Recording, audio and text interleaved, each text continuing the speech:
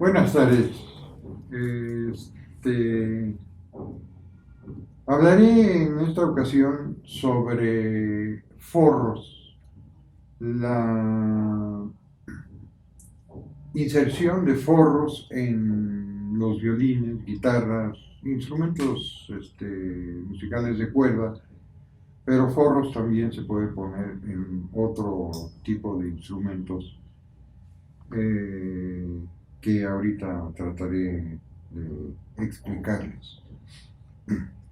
Daré todo el proceso en base a un violín polaco que me trajeron con unos grosores de hasta medio milímetro, pero con un forro que al tener rajadas en la tapa y rajadas en el forro y no ser en el mismo lugar porque el forro impide o no tiene la posibilidad de rajarse exactamente en el mismo lugar de la tapa. Entonces hay que retirar el forro, hay que pegar las rajadas y entonces volver a poner un segundo forro porque con medio milímetro de grosor en una tapa pues esta se colapsa con la tensión de las cuerdas. En ese sentido, pues ya estoy explicando aquí lo que son los forros. Después de esta cápsula sobre qué es el forro, cuándo se pone, voy a dar uno sobre, en la siguiente cápsula va a ser el proceso del quitado de la tapa, la preparación del molde de yeso que se necesita para poder prensar el forro. Posteriormente vendrá una tercera cápsula en la cual se realiza el forro hasta su prensado y la última es el desbaste para dejarlo a grosores. Más o menos por ahí va a dar el asunto. Los principios generales. Un forro es una pieza que se pone no tanto porque se tiene el gusto, sino porque sin ella el instrumento queda demasiado debilitado o no tiene la suficiente fuerza para poder resistir tensiones de las cuerdas. El forro también sirve, por ejemplo, en rajadas en los fondos, cuando el movimiento de la madera por el tiempo es tal que ya una rajada que tiene mucho tiempo no logra uno volverla a cerrar. Entonces el forro ayuda a mantener las dos partes cerradas, aunque se tenga que ver algo de la madera nueva. En ese sentido, el forro es una pieza que se pone a una parte del instrumento para ayudar a mantener estabilidad, dar masa al cuerpo o simplemente también para ayudar a mantener las rajadas o deterioros de la madera del original en su lugar.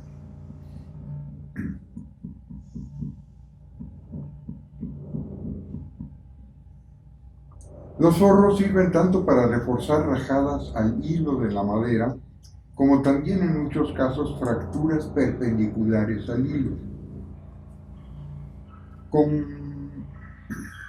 También se aplican en casos de piezas muy dañadas por la polilla, principalmente cuando son elementos que tienen que ofrecernos resistencia, por ejemplo, en el caso de las tensiones de las cuerdas. En el caso de la polilla, cuando es abundante, se retira la parte dañada, procurando mantener lo más posible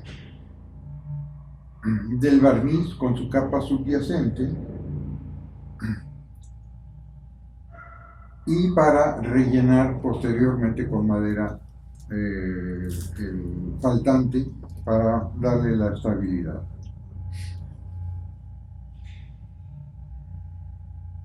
En el caso de las rajadas, donde el resto del material está intacto, es original, se extrae de este original una parte que será rellenada con nuevo material.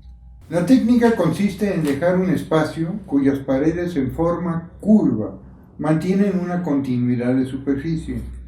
Esto significa que no debe existir ninguna parte en la cual dos superficies curvas se unan en un ángulo.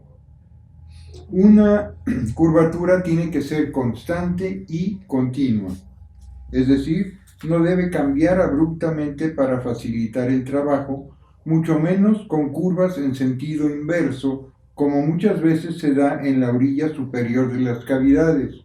Al tener la cavidad, uno está tallando y este tallado con la herramienta muchas veces lastima la orilla y entonces se vuelve una curva en sentido opuesto.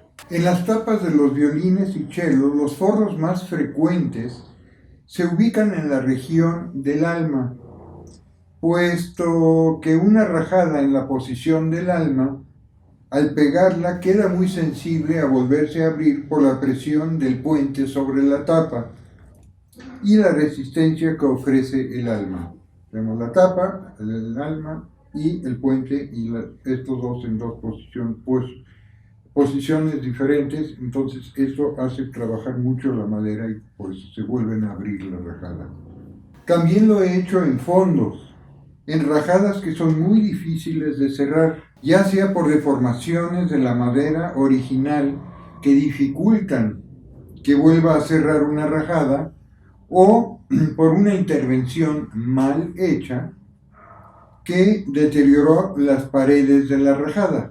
Cuando, si tengo aquí mi tabla, se raja, las dos paredes, al volverlas a unir, son positivo y negativo, ensamblan perfectamente bien si no ha deteriorado uno nada. Si a esto le pongo cola, esto lo voy a poder mantener 500 años. Pero si lastimo esta superficie, entonces ya no va a quedar una superficie con otra y entonces se abre con mayor facilidad, irremisiblemente. Para que eso no suceda, lo que se hace es socavar en la parte de adentro. Parece que me falta mi pizarrón, pero no importa. Cortamos más o menos a la mitad del grosor de la tablita, es decir, la tapa o el fondo, y entonces eso se socava y esta continua superficie da una resistencia enorme. Si yo meto una laja, tengo una superficie con una nueva madera, son dos, y luego del otro lado de la nueva madera que estoy insertando, tengo otra vez dos superficies. Y estas no las voy a poder hacer, no las voy a poder ensamblar. Entonces, cuando tengo en una guitarra una rajada, meter una laja significa que con la presión se va a rajar arriba y abajo. Al final del injerto, es un injerto, ya no es un forro, se va a rajar. Para evitar todo estos problemas, entonces, obviamente tenemos que sacar la tapa, o sea, desprender la tapa. Hacemos con una superficie constante y esa superficie constante va a tener una resistencia mucho mayor que la superficie que tenemos en el contacto de la tapa o del fondo del instrumento. Y por ello es mucho más resistente un forro que sin el forro o un injerto. Recuerdo mi texto, a diferencia del injerto que tiene paredes planas, ya sea en ángulo recto o no, podemos meter un injerto en forma de cola de Milano, es decir, se hace más angosto, se abre y cierra, y esta parte de aquí es el injerto. Y esto entra normalmente en cuña. Al meterlo en forma de cuña, hacemos presión. Entonces tiene mucha resistencia en sí, pero lo que pasa es que se raja al final del injerto de un lado o el otro o ambos. Una vez elaborada la concavidad, se elabora una pieza de preferencia de la misma madera que el original y de un largo secado. Por ejemplo, de residuos de cortes de madera, de tapa y fondo o mangos en la construcción de instrumentos nuevos. Estos yo siempre los he guardado y siempre me han servido para injertos, forros, lo que ha sido necesario. Porque injertos también se tienen que hacer a veces. Eso no queda otra. Por ejemplo, en la parte donde la polilla sale y allí ya no se puede poner un forro del otro lado porque es donde hay más madera. Entonces lo que se hace es de la parte de afuera donde está el agujero de la polilla se mete una pieza de madera y la parte de abajo, que es más gruesa, tiene suficiente resistencia para no provocar rajadas. Entonces, injertos también son válidos, no hay problema, nada más que hay que saber cuándo sí y cuándo no, y cuáles son las consecuencias cuando no están bien hechos y cómo hacerlos bien. Mucho problema alrededor, pero bueno. Ahora, se tiene que trazar el contorno de la hondonada en la nueva pieza. Más adelante voy a explicar cómo se va a hacer la plantilla para tener el contorno lo más exacto posible. El trazo debe ser tal que los anillos del original con los anillos del forro estén entrecruzados. Es decir, no que los anillos queden o la fibra quede paralela, sino tenemos que hacerlo ligeramente oblicua para que este cruce de la fibra del forro con el original ayude el forro a mantener la rajada cerrada en la tapa, puesto que también es un problema que hay que tomar en cuenta que el material nuevo que vamos a utilizar, es decir, el material del forro, no va a tener el mismo movimiento dimensional que la tapa. La tapa de 100 años ya está cristalizada por la antigüedad, mientras que la madera del forro, que tendrá unos 10, 20, 30, 40 años máximo, bueno, tengo maderas que tienen ya 50 años, pero pues no están tan avanzadas en su alteración o cambio químico, de tal manera que el movimiento dimensional, es decir, cuando se hincha o se encoge por cambios de humedad relativa, el porcentaje en el forro y el porcentaje en la madera original son diferentes.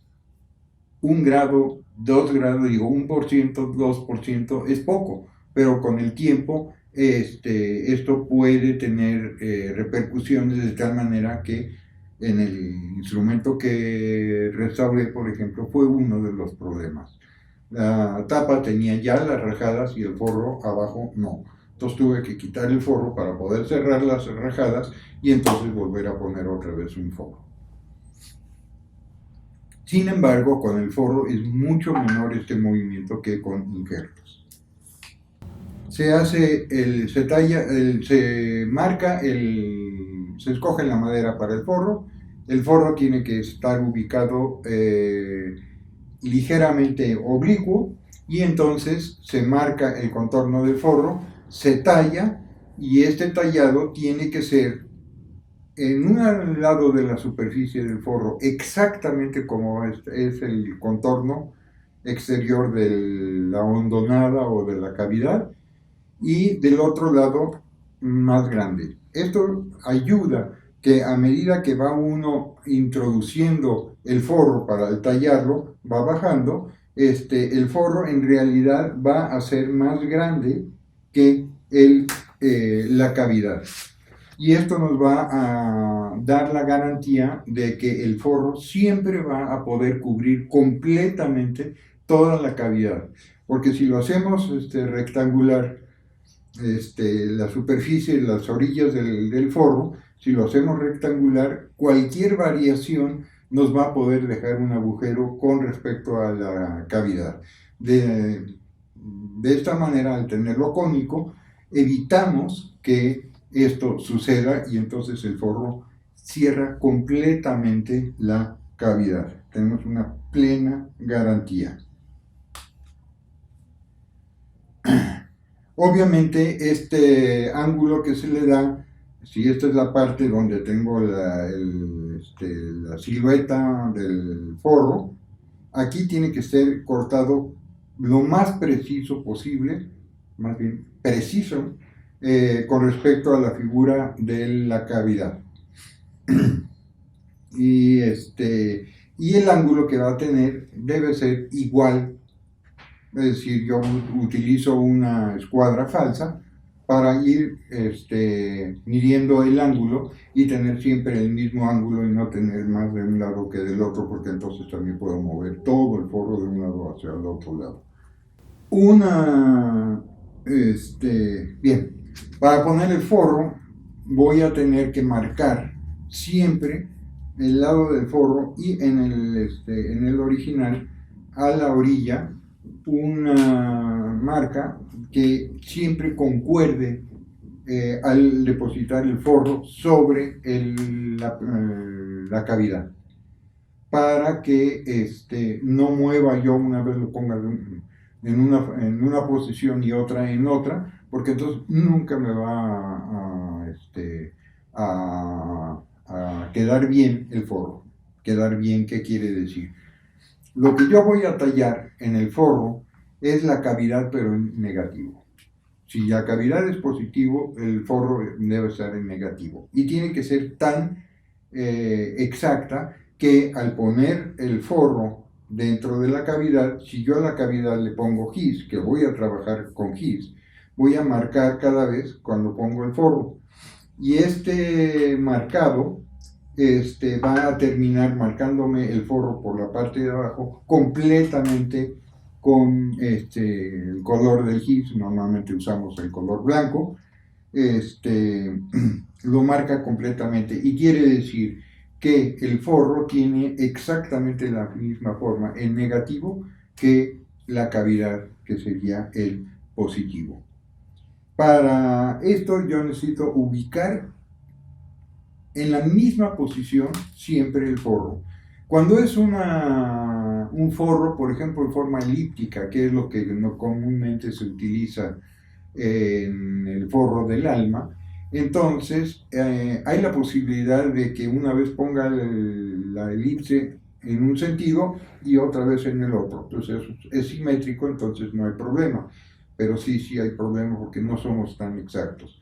Entonces es mejor, ya que lo puse una vez, ponerle una marca. Yo siempre pongo una flecha gruesa para que la vea, señalándome hacia la parte superior del instrumento o de la tapa. Es decir, yo siempre voy a poner por esta flecha, la flecha va de mí hacia afuera, o sea, la punta está así. Y esto me ayuda a no equivocarme, porque si ya me pasó, las épocas de aprendizaje, que una vez lo pone uno de un lado y otra vez del otro, y entonces nunca queda bien. Porque hay pequeñas diferencias entre una cavidad de un lado y una cavidad del otro lado. Eso no lo podemos evitar, no somos tan perfectos. Lo que sí importa es que sea continua la cavidad, la curva de la cavidad.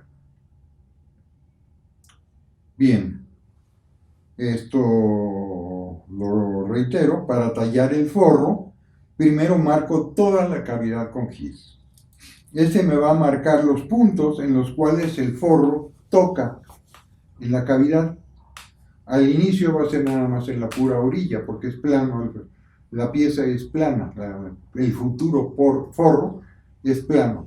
Entonces al ponerlo voy a marcar la orilla.